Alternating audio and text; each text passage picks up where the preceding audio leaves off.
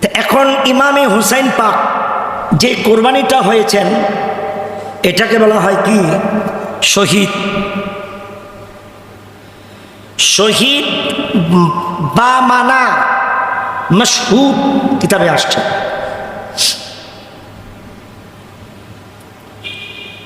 শহীদ বা মানা, আমার দিকে তাকান, মশহুদ।